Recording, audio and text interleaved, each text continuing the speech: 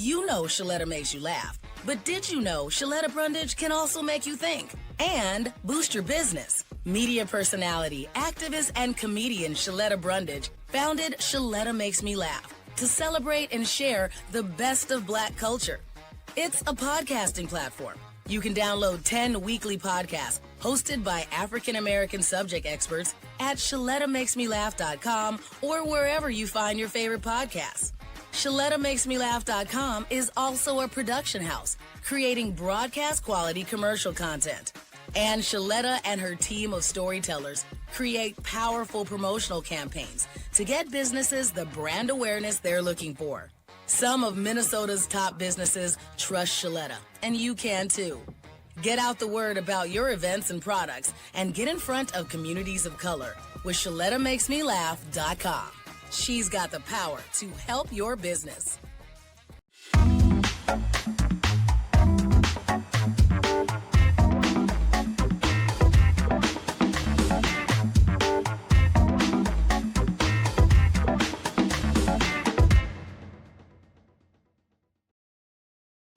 Hey, my lean and lit lovelies. How are you? I hope you're having a great week. I'm doing pretty well. Things have been busy around here, but I want to welcome you to the Get Lean and Lit with Lindy podcast. This is a podcast for women over 40 who are tired of the foolishness and the shenanigans of the healthcare industry and the health industry. And we're real here. We keep it candid. We keep it straightforward. We get to the point. And I give you tips and tricks to build healthy habits to live your best life. So I'm Lindy. I'm your host, in case you haven't figured that part out. As I said, I'm candid. I'm going to give it to you straight. And I'm always going to be on your side as your guide to a more healthy lifestyle. So today's episode is about finishing 2025 strong.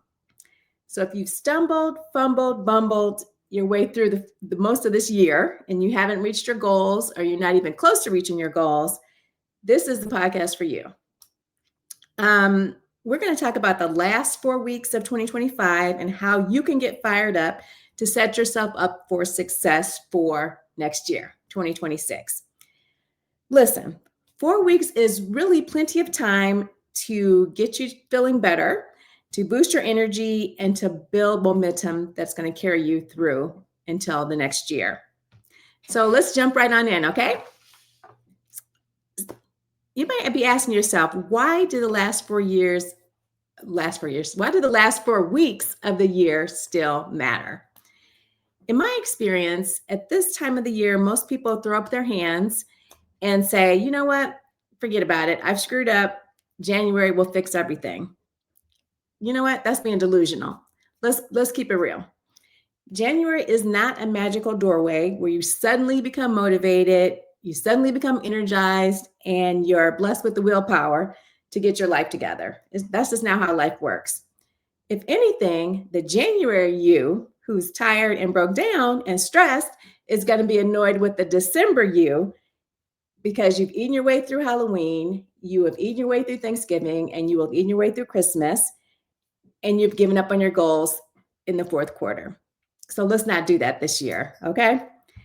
It's really my belief that the last 4 weeks of the year are the sweet spot for everybody. They can be. Your expectations are already low. Perfection is impossible because most of the year is already passed. So that really creates room to create real, sustainable, repeatable habits for yourself.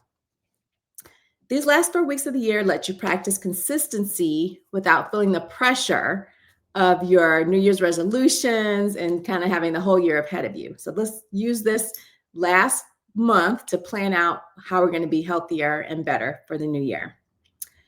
Because in my opinion, consistency beats perfection every time. We're not perfect, we're not robots, but we can be consistent in our efforts. So on that note, I put together 4 key focus areas that I'd like you to use as a framework for the next 4 weeks as we finish out the year. Cool? Cool. Let's get started. Key focus area number 1 is my favorite, is protein and satiety. Those two things go hand in hand. As I've said many, many times before, protein keeps you full. Protein protects your muscles. Protein helps you build muscle. Protein stabilizes your energy and it reduces cravings. It does so many different things. Women over 40 need this more than ever. You need to focus on your protein. So this is what I want you to do. Aim for a serving of protein at every single meal.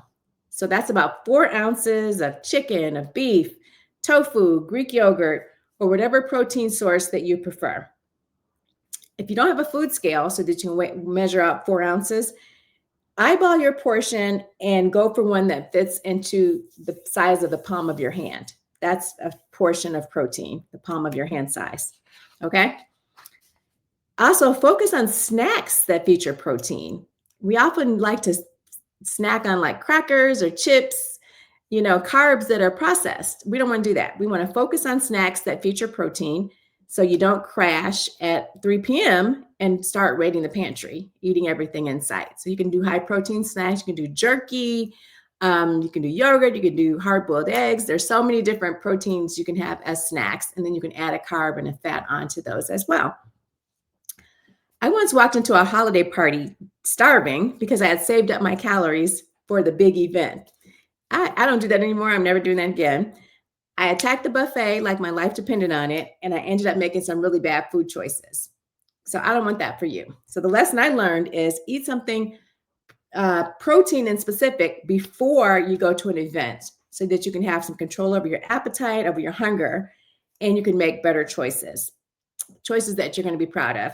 So before you go out to an event, this is what I do.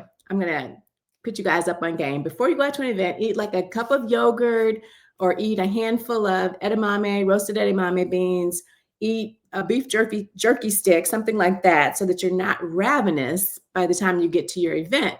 Your appetite is kind of mellowed out, is smoothed out a little bit. You still have an appetite, and then you can make good choices because you're not, just making choices based on hunger.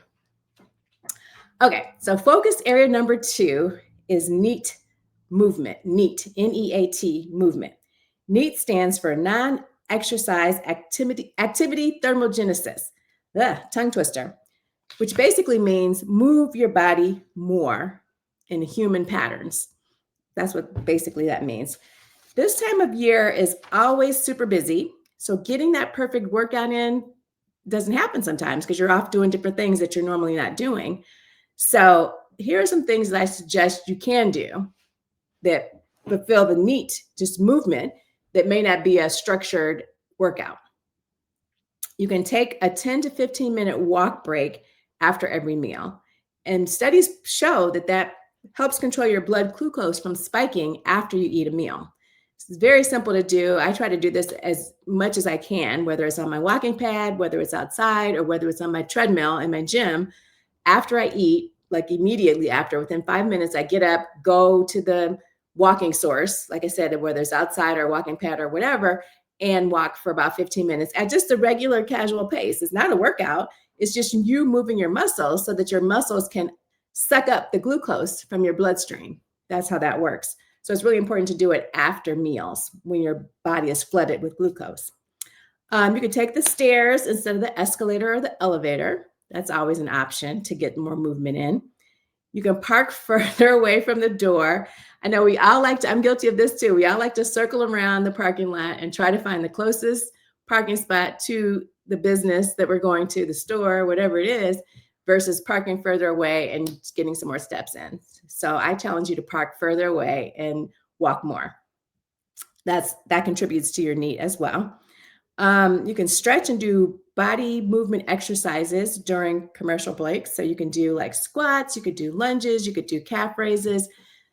I'm really emphasizing the lower body muscles because those are your biggest muscles, your legs. So if you do some things with that keeps the blood close getting sucked up more than some of the smaller muscles. And they're kind of fun to do squats or lunges or things like that while you're doing something else, taking a break. You can also put on your favorite song and have like a dance break in between chores like gift wrapping or cooking. So get creative. Just get your movement up so you're not sitting so much on your couch watching Netflix or on your email or just, scrolling through doing Christmas shopping or whatever. One year I wrapped gifts for like 4 hours straight, sitting on the floor. I was all pretzeled up. So by the time I got up, my back hurt, my neck hurt, my hip flexors were sore. Everything was sore because my personality is set up so that I like to get tasks done. Like from beginning to end, I don't want to take breaks. I just want to do the whole thing and get it done. And sometimes that's not the best thing for your body because your body needs to get up and move around and stretch. So I learned my lesson. Now I take I take a break every 20 to 30 minutes if I'm sitting and doing something like wrapping gifts that might take several hours, or, cooking or sitting at my desk or anything like that. So make sure you take time for yourself to stretch out, take a break, and get your blood flowing.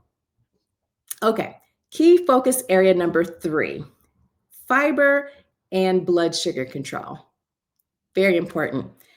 Fiber helps regulate blood sugar. It supports our digestion and reduces cravings, which is huge, and helps eliminate hormonal waste. Did you know that? Fiber is like where it's at. Women over 40 thrive on stable blood sugar. So here are a few simple ways to increase your daily fiber intake. I'm all about protein and fiber. Those are my 2 things that I really, really focus on. So you could add a vegetable to 2 of your meals. So lunch and dinner for sure. You get bonus points if you add a vegetable for breakfast. So one of my favorite things to do is to add spinach or kale to a smoothie to get that green in the breakfast meal, or also add spinach into egg white omelets. That's another way to get some greens in. Or you could just eat a side of broccoli or a side of asparagus in the morning with whatever it is that you eat for breakfast.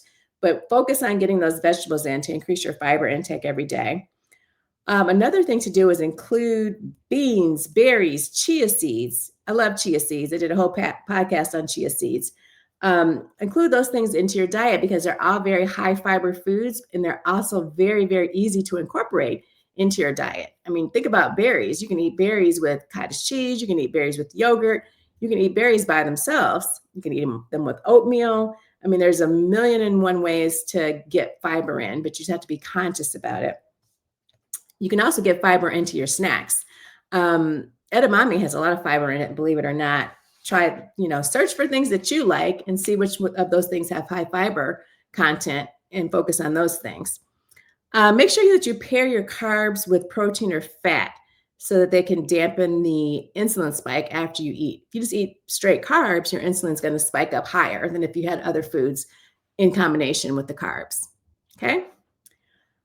Speaking of carbs, make sure you're choosing whole food carbs, not processed carbs at all costs. Processed carbs are basically sugar bombs to your body. And I know during the holidays, there's so much candy around. There's cakes, there's pies, there's cookies. There's a million and one things that contain lots of sugar, lots of processed carbs that you could eat. So focus on whole food carbs the majority of the time. Okay. We're talking about stable blood sugar because stable blood sugar equals really stable moods, stable energy, and most importantly, fewer cravings. When your cravings are down, you're able to better stick with whatever nutrition program you're trying to stick with. Okay. Key focus area number 4 is hydration and alcohol awareness. This is a biggie for the holiday season. Hydration is wildly, wildly underrated. I have a whole podcast on hydration. That was one of my first podcasts, actually, because it's that important to your body. A lot of times when you're dehydrated, you think you're hungry. So you start eating and snacking, but you're really thirsty. You need water. Most women walk around dehydrated and then wonder why they're tired, why they're bloated, why they feel snacky throughout the day. And it's because you're dehydrated. So here's my suggestions for that. Aim for at least 60 to 80 ounces of water per day, if not more. I personally try to drink a gallon of water every single day, and it helps with your body functions. It helps with your skin. It helps everything, cramps, you name it. Be sure to drink a glass of water before each and every meal and each and every snack. That helps you get your water in, because that's a natural trigger. If you know you're going to eat, drink something first. That puts some volume in your stomach so that you're not going to eat as much, not eat as many calories. Sometimes you need to add electrolytes too, and you may need to consult with your doctor about that. If you sweat a lot in general, or if you work out and you live in a very hot climate, a lot of times your electrolytes will get depleted. So I can't make a blanket statement that everybody needs electrolytes. I take electrolytes every day because I work out a lot, but make sure that you're looking into that and doing your own personal research on that one. If you drink alcohol, which I don't drink alcohol, but I know most people do, a lot of people drink alcohol. If you drink alcohol, drink a glass of water between each alcoholic drink so that you can kind of moderate and not just overdo it. And speaking of alcoholic drinks, December is full of clinking glasses and toasts, and it's very celebratory, which is great, which is totally fine. We want to celebrate life, but be intentional about your drinking and not mindless, because drinks have calories just like food.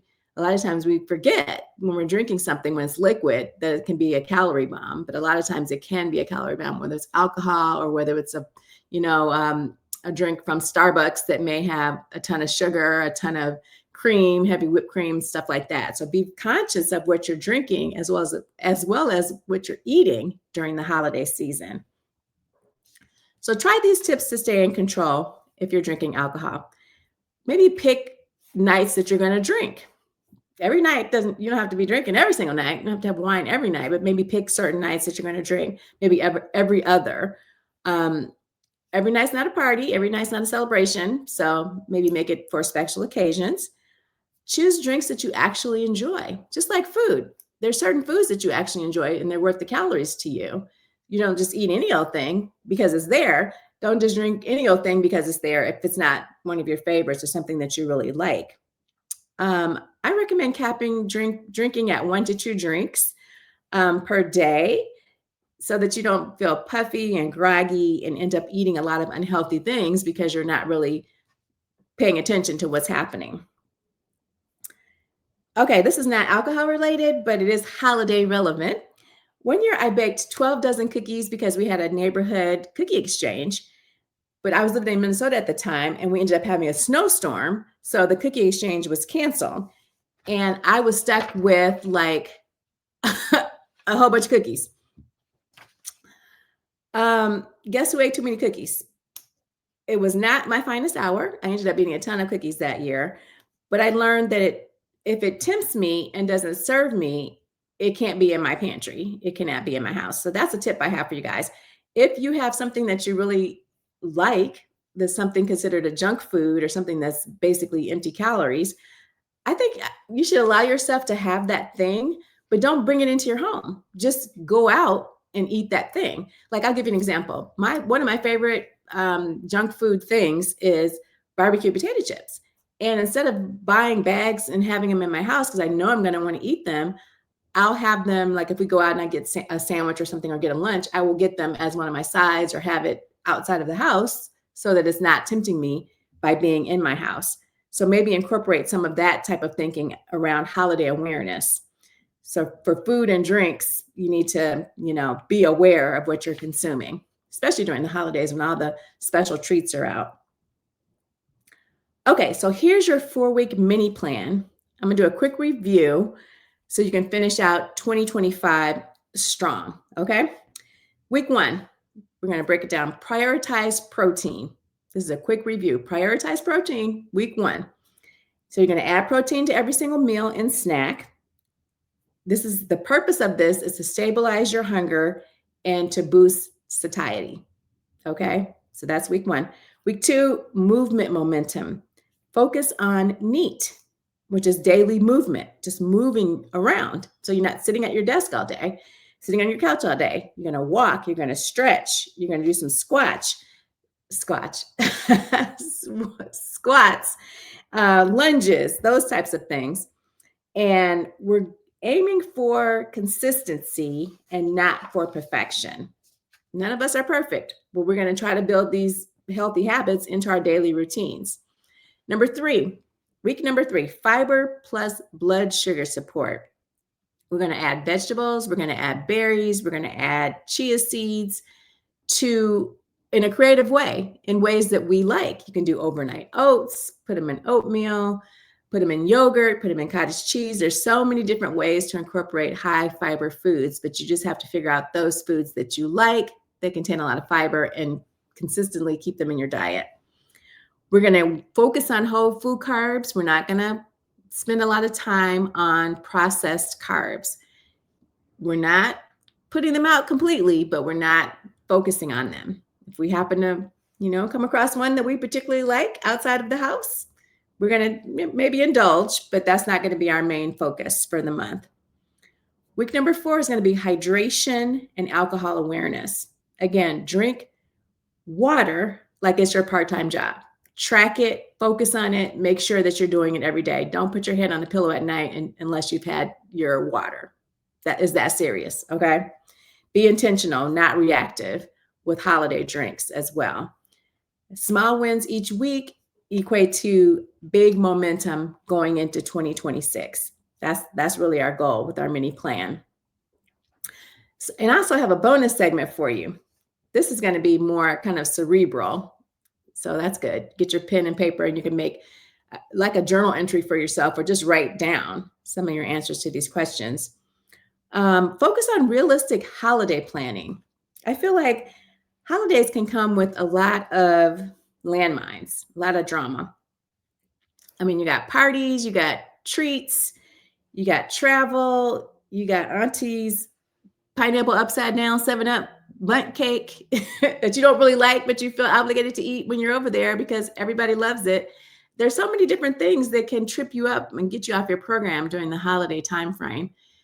So we want to avoid that. We want to be realistic and we want to put together a plan that we can actually follow. I want you to ask yourself these questions and maybe make a couple of notes so that you can stay on track. These are the questions. Which events are the most important to you to attend? Maybe you don't want to attend everything. Maybe you've been invited to 5 or 6 parties, but you only really want to go to 2. So you have to sit with yourself and decide really where you want to put your energy. Where do you want to indulge mindfully? Like if you have a favorite pie, if sweet potato pie is your favorite thing in the world, save room for the sweet potato pie. Don't eat the brownies and the chocolate chip cookies and the, whatever chocolate cake if it's not your favorite. Save room for the things that you really, really, really want. It only comes up once or twice a year. So let yourself indulge in those things. What's just default eating that you don't even enjoy? Like I said, if there's stuff that other people have made for you or they put pressure on you to eat it, absolutely not. You have to be an adult, put on your big girl panties and make some choices because everything is not for your health. And if you don't even enjoy it, that's just kind of a waste of calories and a waste of going down a road that you don't need to go down. So what healthy habits can you maintain during the chaos? Because we all know that the holiday season can be very, very chaotic with all that's going on. Make sure that you focus on some healthy habits, hopefully the ones that I've talked about here today, and that you can stick with them. They're not super hard habits, but you just need to be consistent. So I want you to proactively plan out your priorities to reduce your stress. Write out a sanity plan. It can be very necessary. Sometimes you just can't do everything. You just can't. You're only human. Be mindful of your limitations and stay true to what's important to you. That is my message for this holiday season. All right, my lean and lit lovelies. That's your 4 weeks to get fired up game plan because you're going to go into 2026 strong, right? Right. You don't need 12 weeks. You don't need 6 weeks. You don't even need a January miracle. What you really need is 4 weeks of consistent, doable habits that make you feel energized, strong, and in control. Those things you can start right now. You don't have to wait. So if you love this episode, share it with a friend or two and help more women over 40 finish 2025 feeling strong and capable and not panicked. And as always, keep it real, keep it consistent, and I'll catch you on the next episode. Bye.